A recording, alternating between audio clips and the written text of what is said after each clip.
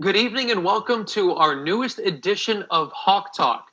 I'm Eddie Occupanti. I'm happy to bring you for the 10th time, it's hard to believe, this in-depth look inside the Monmouth University Athletics Department. And it's fitting as we end week number 5 and episode number 10. We get to talk to the boss this evening, and I'm happy to welcome in Vice President and Director of Athletics, Dr. Marilyn McNeil. And Dr. McNeil, how are you doing tonight?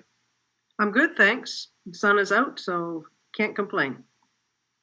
When we started these conversations, it was March and it was dark at this time. So it's a little bit nice that at this time, I know we have to get inside and do this, but the weather's been nice. How have things been by you, and how are you and your family doing during this time? Well, my family's great. You all know Hank, and social distancing is not in his vocabulary. So it's been a struggle for him, but he's managing, and now he's out on the golf course, so that's good. We did our social distancing for 2 weeks, or our quarantine, with my grandkids. And after 2 weeks, that was quite enough. And so we see them all the time, or not all the time, but pretty frequently. And that is, that keeps me sane. That's absolutely perfect. So I love to get hugs from them and play silly games and keep you normal. So we're all good. Everybody's healthy. Everybody's doing what they're supposed to do, following all the rules, and it's working. Normally, during this time of year, I think even tonight, you and those grandchildren would be up in Staten Island at a baseball game with the MAC tournament going on up there. So you would be together, whether it's at that MAC baseball game or it's home. But it's good to hear that everyone's doing well. Has it been easy to corral all of the little ones? Because I know they're quite active. No, it's crazy. And, they can come for so many hours, but then after that, they need to go home because I don't have that same kind of energy. But yeah, we would have been. And actually, Nancy sent me a note today to celebrate our President's Cup win. Charlene and Nancy and Karen and I beat everybody at the university in the President's Cup. And it was a year ago today. So baseball or President's Cup, we would have been winners. What Marilyn's referencing is probably our most fun tradition of the year. It's a game for employees at Monmouth University that clearly she takes pride in winning, and it was Dr. McNeil's team that was victorious last year. If you have a question for the athletic director at Monmouth University, Dr. Marilyn McNeil, please submit it into our Facebook live chat, and I will be happy to relay that question over to her. As we, again, 10 episodes in, it's kind of hard to imagine how long we've been doing this, and Dr. McNeil, that kind of goes right into my first question. This has been now a couple of months, and it's going on 9-10 weeks that we have no sports. And if you could think all the way back to that MAC tournament, when things kind of stopped, is it as fast, or does it seem like it's been a long time for you now navigating the department through what is this unprecedented time? You say 10 weeks, so that kind of tells me it's been 70 days, which is just overwhelming when you think about it. And no, it feels like it was forever ago that we were in Atlantic City and looking forward to the men's team taking the court. Women's team finished their season. So it seems like forever ago, and it's been a very high workload 70 days. I'm shocked at how exhausted one feels at the end of the day, zooming out with Zoom calls. And it's just trying to navigate the unknowns. We started off with just canceling everything and trying to be the empathetic leader to those student athletes that had their dreams just shattered and didn't even know they would be shattered. So that was that surprise. And then, working with our coaches and our staff to get some kind of normal and an abnormal time. And the coaches have been just terrific. The staff have been terrific, just becoming really resilient and optimistic. And I love athletics for that reason, because we're always just getting ready for the next game. And for every single one of our staff, that's what they've been doing, is how can we get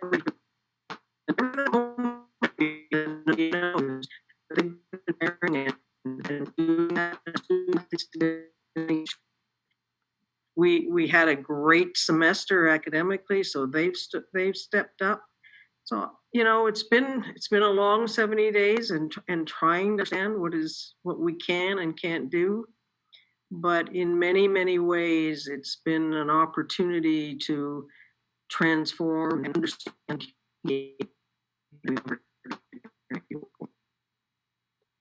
And we know the unprecedented times that we find ourselves in. And if you want to have a question for Dr. McNeil in regards to that, in regards to anything with the department, please submit it into our Facebook live chat. There are questions currently coming in. But Dr. McNeil, I want to take you back, and you alluded to it already, to that whirlwind of maybe 2-3 days when we were all down in Atlantic City at the MAC tournament, and the news moved so quickly from playing games without fans to ultimately canceling a tournament and then the spring season. And have you ever been a part of something that quick moving, that drastic, where so many decisions are being made in such a short window? It just seemed like every hour there was more news, whether it was the NBA, whether it was other college basketball tournaments. Just kind of take us inside of what that couple days was like for you. Well, yeah, I mean, it was, I guess, if you look back, perhaps fascinating. I'm not sure I would use that word to describe it at the time. You were in the middle of an eddy. Decisions came down, and I was one of them. I think the president even remarked on his talk with you that we were we were okay with the tournament going without fans. We were okay with spring sports hanging on, and can we try and save part of them? And then suddenly, this was at 10 o'clock in the morning, and we were having coffee with the president. There were there were some athletic directors that had perhaps more presence and more vision, because they kept saying we need to shut this down, and I kept saying no, let's not do that. Wait, let's see what we can do. Let's hang on. Tried to get the spring sports through, because we were just going into spring break, and that's such a huge time for those athletes to compete. I wanted to get them through spring break, at least have that opportunity.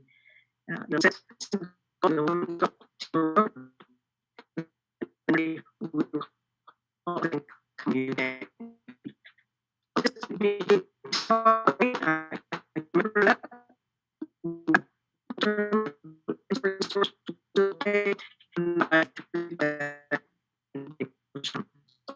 Yeah, it was of hell. Excuse my language, but that was really tough. And we understand the decisions that were made were obviously incredibly difficult decisions, because there's only so much information that we've all acquired in the last 10 weeks. So at that time, when it's just a few hours old, we understand the position that everyone was put in. And we're now going to go to our questions. We do have questions coming in for Dr. McNeil. Again, if you would like to ask a question of Monmouth University's athletics director, just submit it right into our Facebook live chat, and I'll make sure to relay that question. And Dr. McNeil, our first question comes in from a parent of a former student athlete and an avid fan of the Monmouth Hawks. And Kathleen wants to know, and you'll excuse me, I don't have my glasses on, so I got to get nice and close.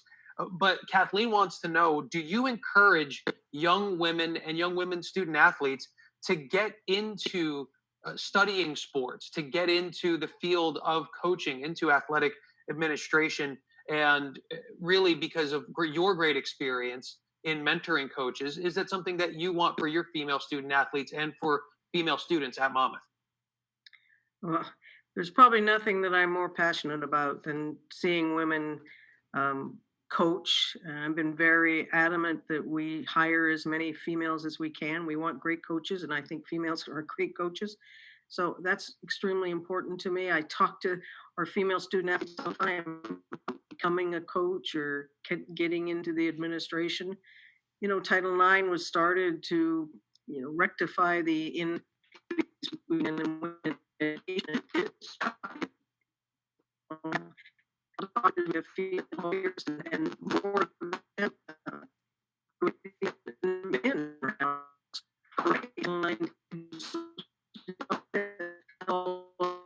So many great opportunities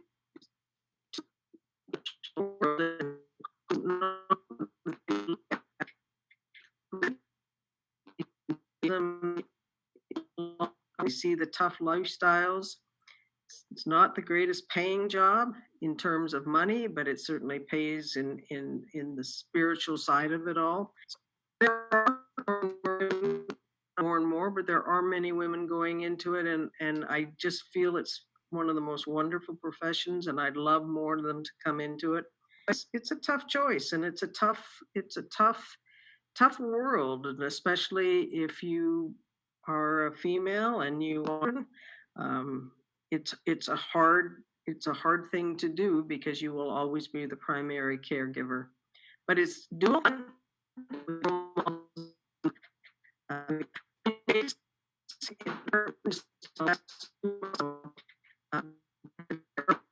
women.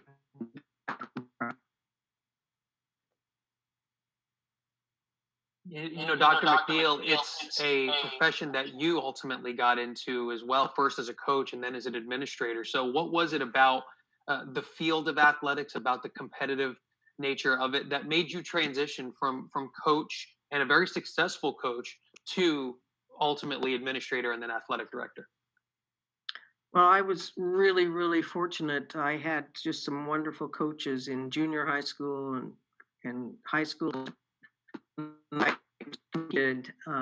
I knew this was my first love, and I never varied. I wanted to be a college coach. Um, but I am competitive, and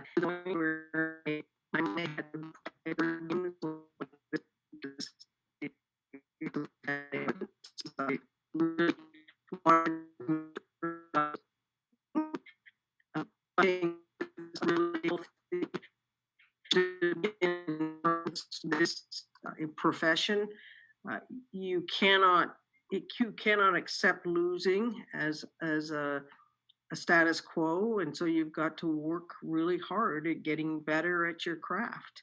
And I respect the teaching job they do. I think the coach athlete relationship is the most important thing that goes on in athletics. I think coaches are some of the best teachers on college campuses. So I want to work hard to make sure that that relationship is really strong and valuable, and that the student athletes just get as much out of it as they can.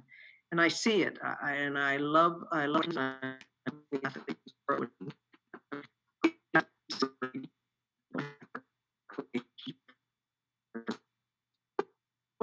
hard for me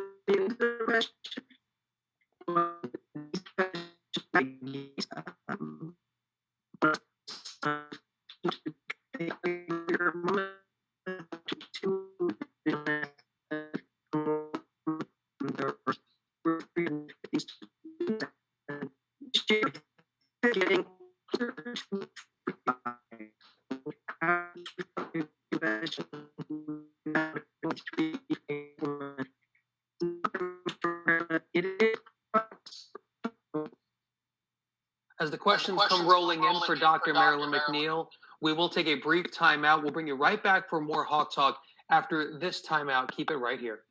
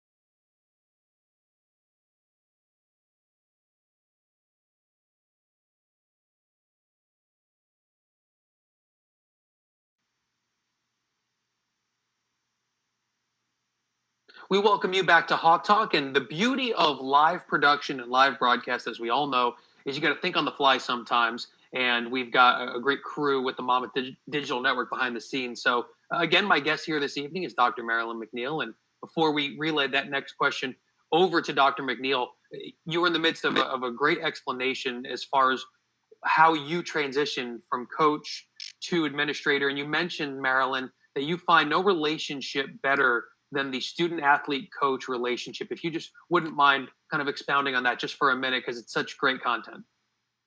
Well, it's the absolute piece for me in terms of being an athletic administrator. I cherish the coach athlete relationship. I had fabulous coach mentors and was really mentored by them in such a big way. So I see it every day here. I see the wonderful coaches and I see their relationship with their student athletes. I think our coaches are the best teachers on the campus. I think they teach them both the sport, but they teach them so many life lessons. And they're really straight over that relationship remains at the very heart of what we do athletically. And I cherish it. I want it to be successful, and I will do everything I can to make sure that it exists, and it exists in a really healthy way. Next question coming in for Dr. McNeil, and it comes in from a supporter of Monmouth Athletics and a friend to the programs there. And Vicky would like to know, Marilyn, what is your thought and what is your feel on having the student athletes potentially come back to campus before the rest of the student body to prepare for a season, as they would normally to get ready for an athletic season? That's a good question, Vicky, and that's a tough question. You know, much of the conversation nationally has been about well back. But in fact, our student athletes will compete almost as soon as the student athletes are back, and in some cases, a few days before that. And right now, our student athletes have been out of practice, out of conditioning for 70 days. And these are highly tuned, highly performing athletes, and they need time to get themselves back in condition, to get themselves back with their strengths. So they need time to even get to a point where they can then start to focus on their sport. Everybody is sort of nationally, they're talking about athletes need at least 2 weeks of just pure conditioning, strength and conditioning, and aerobic conditioning. And then they need 2 weeks of small practices, not necessarily sharing balls, small drills. And then the next 2 weeks, they can get into the actual elements of the game in order to compete. So that takes time. And if you wait until everybody comes back, that means you're going to have your first soccer game maybe the 1st of November. And I don't think that's a really healthy position yet. But there's so much discussion going on across the nation. It changes every single day. But yes, to be as an athletic director with having the best interests of our student athletes at heart, I think they need to come back before their general student body, and we need to get them in shape. That was a great question. And if you have a great question for Dr. McNeil, sorry, Marilyn, go ahead. My opinion only. And yeah, I just say my opinion only. And of course, we need to wait for the governor, and we need to wait for the health department, and obviously for President Leahy, but certainly have been in all sorts of conversations. And my hope is that that's what we will do. Sorry to interrupt, Eddie. No problem at all. And your opinion is the one that we seek. That's why you're the guest, and you're kind of in the hot seat, right? Taking the questions. Okay. You know, Marilyn, this is so unprecedented, but you have managed this department through other unprecedented times, and not comparing viruses to natural disasters like Hurricane Sandy, let's say, for example. But what maybe lessons come out of managing a department, student athletes, coaches, being a vice president at the university that helped in any way get prepared for what this could bring from an administrative side of things, as far as having to almost crisis management with the campus as a whole. How do you draw on some of those maybe past experiences for a situation like this? Whew, that's a toughie, Eddie. Um, I think that you have to be true to yourself, uh, without any doubt. And I've always been a strong supporter of having a personal statement about who you are and what you believe in and what you think is extremely important. And I think you have to always revert back to that. I love college athletics. I love the relationship, as you heard me say, between the coach and the athlete. And for me, for every crisis that we come across, you have to keep that first and foremost, that college athletics is important to an institution, and what's important to college athletics is the coach and the athlete relationship. So no matter what you do in any kind of crisis, that has to be at the forefront. I think, and was just listening to a speaker before I got on this call, for so many crises that we've had previously, there is sort of a bump in the road and things come back to normal. This one is so different that I don't think it's going to be a bump in the road, and we're obviously not going to come back to normal, but there will be an opportunity to transform and to learn and to become stronger and better as we come out of this, only if we embrace the opportunity to transform. And so I think that's extremely important, but we can't forget what's absolutely at the heart of what we do, and that is making sure the student athlete has this fabulous experience, both as an academician, as an athlete, and I agree, as a social being as well.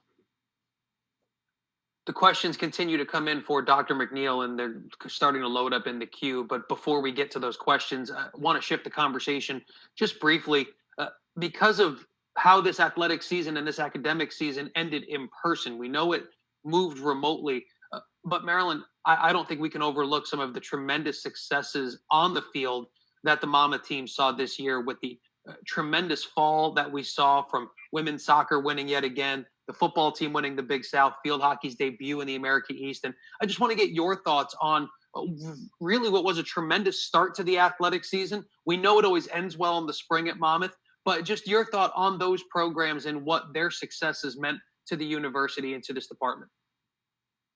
Well, in many, many ways, it made the suspension of athletics so much more difficult, because that unprecedented football season was just so much fun, was so exciting. They were so good, and soccer, women's soccer, just raises the bar every day for all of us. Field hockey, I was so proud of them to take on a new conference and just take it to them. So we were just ready. Track had already had a very good indoor season, and they had promised me that the outdoor would be better. Women's lacrosse was telling me to get ready for the championship trophy. There was just so many times that you just knew that we were going to have this great season, and all in, it was going to be one of the best that Monmouth has had. And we keep trying to be better every single year, and we were on target to be better. So it was really disheartening to walk away from that. And sure, it's disheartening as an administrator and as a staff, but we know we can be back and we can try again. But my heart still goes out to those student athletes that faced their last game without even knowing it was their last game, and the kind of work and the effort that they put into, which makes us successful, made it so much more difficult to accept. And I still can't imagine how they have been so resilient and so good at taking this all in stride. And I think it even puts even more of a spotlight on the tremendous spring semester that a lot of students at the entire university, but specifically the student athletes, had. And you're starting to hear of those success stories that came in, these students that had to really change their entire way of learning and go home and go remote. And now you're seeing those grades come in, and the early reports, as you hear from certain coaches, is they really had tremendous semesters, which speaks to the resilience of those students. Absolutely. I'm so proud of them. I think this is the first time we have every single one of our teams with a GPA of over 3.0. So yeah, this was brand new for them. And it's athletics. It teaches you that you've got a goal and that you've got to figure out how to get there. And your opposition changes, and so you've got to change yourselves. And they did that every day. Um, I am so proud of them. They were terrific. They are terrific, but they were really terrific in how they handled this bump in the road. The next question that comes in for Dr. McNeil comes in from a regular contributor to our Hawk Talk series, and Lynn from Jackson checks in, and not just the GPA, but Dr. McNeil, Coach McNeil too, but Dr. McNeil. Lynn wants to know the success with not only that, but the APR that recently was announced for the department. I know that you take a lot of pride in succeeding on the field, on the court, and off as well. So factor in the great GPAs with the tremendous APR. How much of an emphasis is that for you to have that success as well, in addition to the on-field success? Well, every time I get a chance to talk to a student athlete that might be recruited, I say there are really three things that I want to have happen. Number one, and it's not even discussable, is that you must graduate. You must be here to get your degree. Number two, I want you to become a better athlete, and I truly believe we have all the coaches and all the support systems in place to improve your athletics experience. And number three is that I want you to have fun. I want you to be a student here, and I want you to enjoy the wonderful atmosphere of Monmouth University, and to have a social life. But that first one, that academic, is huge, because we have failed if we don't graduate our students.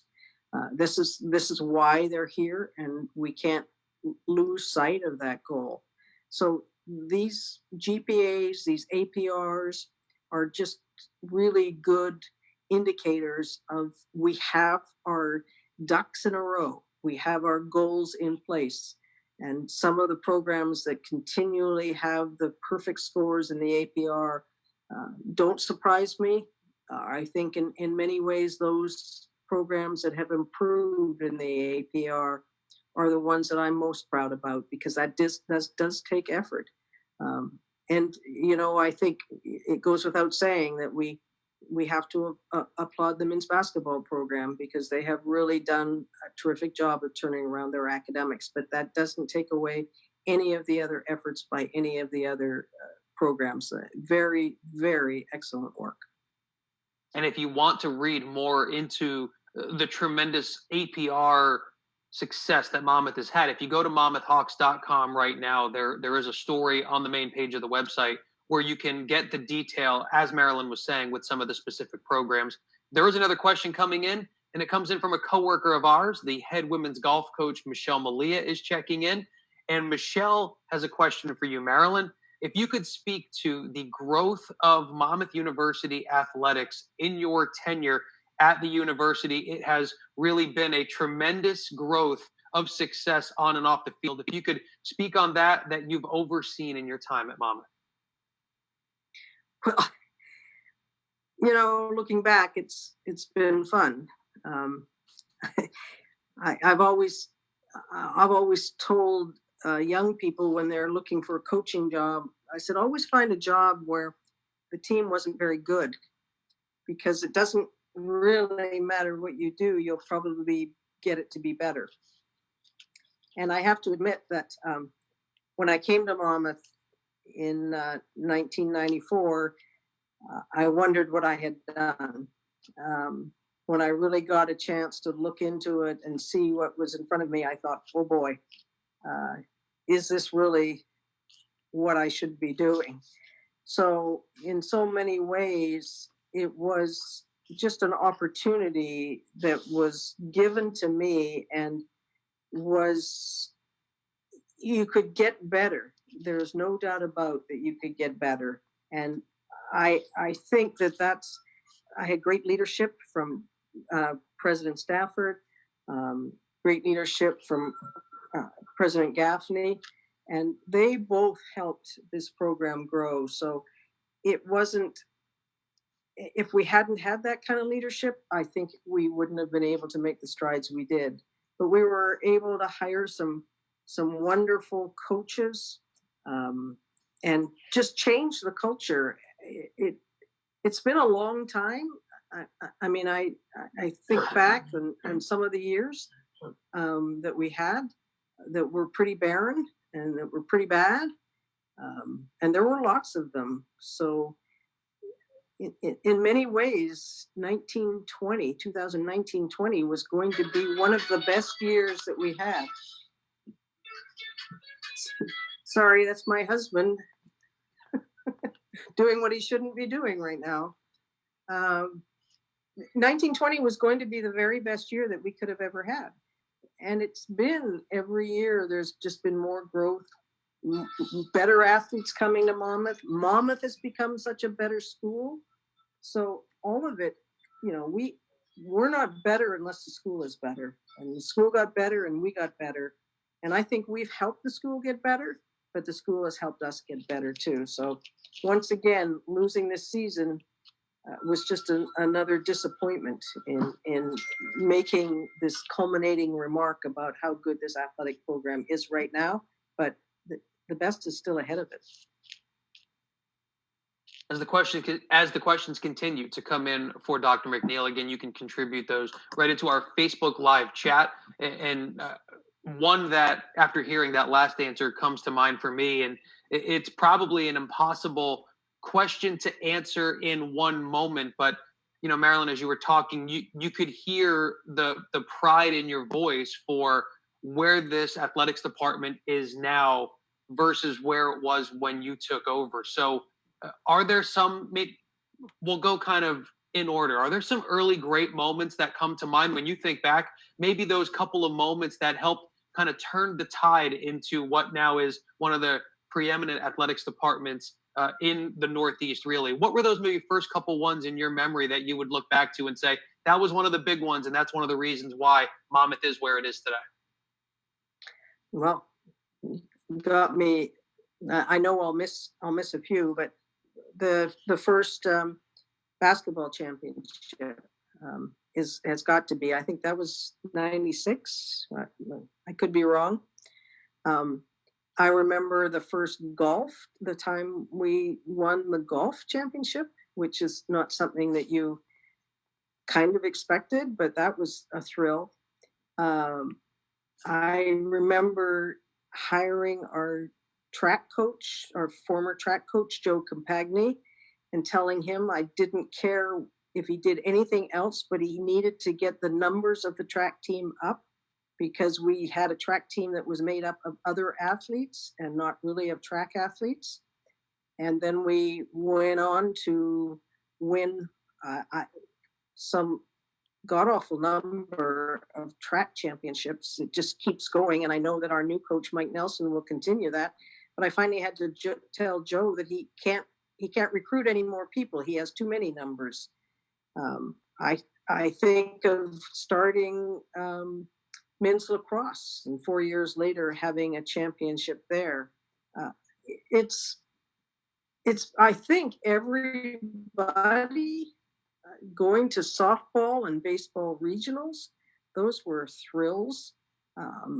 I think everybody has made it to the next round, other than women's basketball, but I'm waiting patiently for that, and that will happen.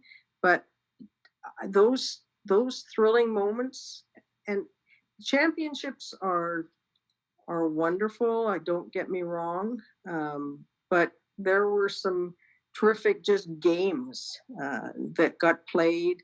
The UCLA game in men's basketball, that's definitely a highlight, and just some other overwhelming wins that we got that nobody expected that we would. And watching some of our student athletes go on and get into the professional ranks has just been huge. Yeah, that's so been... I know I know I've missed a whole bunch, and I'll hear from my coaches about what I've missed, but I'm sorry. Well, when you oversee a department that wins as many championships as you have, you're going to miss maybe one or two because those numbers do seem to pile up, and more times than not they result in that Commissioner's Cup trophy at the end of the year. And I know as much as you want to see every team succeed, something that you always preach in meetings and to the coaches is that overall success. And that, I think, is what makes this so special, is that every team at Monmouth, like you mentioned, has had success, and it typically ends with that Commissioner's Cup trophy at the end of the year. I know, a point of pride for you. Absolutely. I really do believe in a broad-based program. I believe in every one of our 590 athletes, and I don't think one is more important than the other. So right across the board, we have 23 sports, and they all do the very best work, and I'm proud of all of them. You alluded to kind of our next question in your previous answer with some of the coaches that you've hired, and our next question comes in. Joe from Edison wants to know, how does the longevity with some of these coaches in key coaching positions help the program succeed, and how were you able to keep these great coaches at Monmouth for so long? My dynamic personality. No. uh, you know what? Monmouth is a great place. And I think people need to be here to understand how special it is. It's a school that really cares about you. It's a school that, you know, all schools talk about personalized education, but Monmouth really walks that talk. They really care about their student athletes. They care about their employees. I care very much about our employees. I don't see them as, I don't see our coaches as these machines that go out and create winning teams. I see them as people that are influencing the lives of young people, and I care about them as people. I ask them. I'm interested in their lives. I'm interested in their lives outside of the professional atmosphere. I want to know about the babies and the weddings and the relationships. And I suppose you might call me a little bit nosy, but I think it's important to care about them as people as much as it is to care about them as professionals. And all of them are really, really strong professionals. So I don't have to worry about that. I'm not a micromanager at all. I hire people for what they're good at and want them to go and do well at what they're good at. And in the meantime, I want to make sure that they're feeling appreciated and they're feeling valued and that they're an important part of our success. You know, one of the things that always kind of stuck out to me, you mentioned the wider family being part of success. And in your letter on monmouthhawks.com that you penned at the start of the situation that we find ourselves in, you spoke to a lot of different constituencies in that letter: the student athletes, the fans, the parents, but also to those who support Monmouth University and who come to games and whose generosity helps make things possible. I'm sure since we are all working from home, you haven't had a chance to talk to a lot of them face to face. So, you know, to the Blue White Club, to the season ticket holders, what would be your message to them? You very eloquently wrote it in that letter, but now that they get to see the athletic director at Monmouth, what would be your message to that group as we all kind of go through this at the same time? You know, I think about them all the time, and I know that members of my staff and the coaches have been reaching out to our donors and friends and fans, and I felt a little lonely in not being able to see them because I could always connect them with games, and we would have conversations about athletics and athletes and coaches and professional sports or whatever else. They're always there always are really good, strong supporters, and I appreciate so much that side of it. And I know that our student athletes lost a great deal, but I also know our fans have lost a part of their daily lives or their monthly lives. And I going to games is the very best part of my job, and I hope that going to games is one of the highlights of all our fans and boosters. So I hope they're all doing well. I hope they're all safe and healthy and looking forward to the next competition, because we will compete and we will be out there. And as football says, we will be ready. So get set, because we're coming back. And I think that's the message everyone's excited to hear. It's just you're right when, but we're all optimistic for when that does happen. There is another question coming in, Dr. McNeil. It comes in. Kelly from Spring Lake is checking in. She has a pretty interesting question. Kind of remove yourself right now from being the AD at Monmouth and take off the administrator hat and now put on your fan hat. Who were some of your all-time favorite athletes? Not at Monmouth, historical athletes. Who were some of your all-time favorite athletes? Well, without a doubt, Billie Jean King. Just for so many reasons. Her beating Bobby Riggs might be the highlight, but the Women's Sports Foundation. I've read a fair amount about Babe Didrikson, so she would probably be one of my other favorites. What a tremendous athlete she was, or is, was absolutely. Other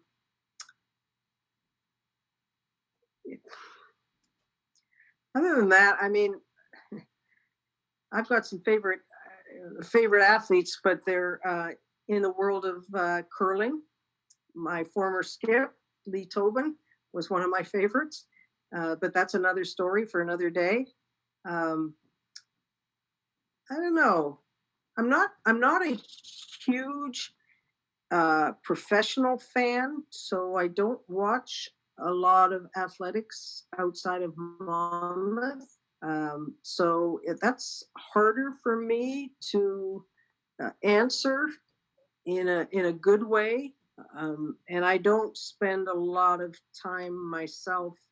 I should spend more time playing some of these sports, because I think there's probably some golfers that I should love, but I'm just still trying to figure out how I can hit the ball. And maybe when I do retire, I'll have some more time to look back and see who I really do appreciate. I think you can't take away from Serena Williams, just the fabulous athlete that she is.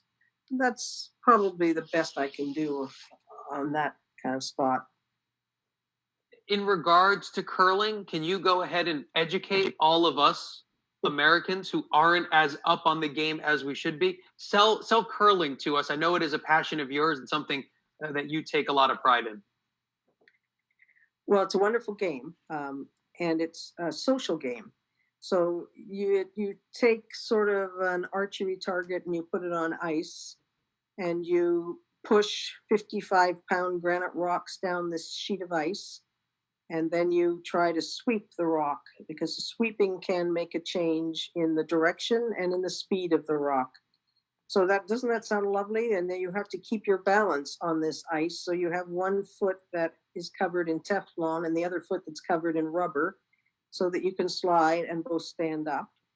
The ice is pebbled. There's a slight layer of water droplets that are put on the ice. And if you didn't do that, you couldn't stand up. So that's part of it. Everybody throws 2 rocks, and 8 rocks to a team, 16 rocks in an end. But the best part of the game, without a doubt, is that the end of the game, you shake hands, or maybe we won't shake hands anymore, but you acknowledge your opponents, you respect your opponents, huge part of it. And you offer, if you win the game, you offer your opponents a drink. And if they're good opponents, then they'll offer you a drink. And then at the end of the evening, you are best friends. And so we learned how to respect each other and enjoy the game. Well, if you ever need a pickup curling partner, as long as that happens at the end, I'm in. It always happens at the end. Before we let you go, it's hard to go to a Monmouth Athletics event and see you and not see typically the person who is right next to you. And I know we heard his phone ring earlier, but I have to ask again. I know that you referenced it earlier, but how is Hank? How is everyone's favorite different outfit wear. You know, he's almost a model for different and great outfits. How is Hank doing? Should I dare do this? Can you see him? We got your hand in. You got your hand in the way, Marilyn. You just got to move your hand. I've got to what? Move my hand? There he is. I'm changing my persona with all this stuff that's going on. So all I can say is I'm trying to control her to make sure that she doesn't stay out of that's enough. That's all you got. That was perfect and exactly the nutshell that we were looking for. And Dr. McNeil, we really appreciate you giving us some time. We know it's an incredibly hectic time for you trying to navigate these waters and doing such a great job with the management at Monmouth University and the administration, and really appreciate you giving us a few minutes, and for you and for Hank, continued health, and really thank you so much. Thanks, Eddie. Thanks for having me on. Thanks for being such a great moderator here. Well, it's my pleasure. So that was the first really numbers 1 and 2 in the athletic department. That's Dr. McNeil and that's Hank. And that's a little brief look into why the programs at Monmouth University are indeed so successful. We continue with this Hawk Talk series next week. We've got some really A-list guests coming up. You've got to stay tuned to social media, though, to see who our guests will be on Tuesday. For the entire team behind the scenes here with the Monmouth Digital Network, thank you for watching Hawk Talk.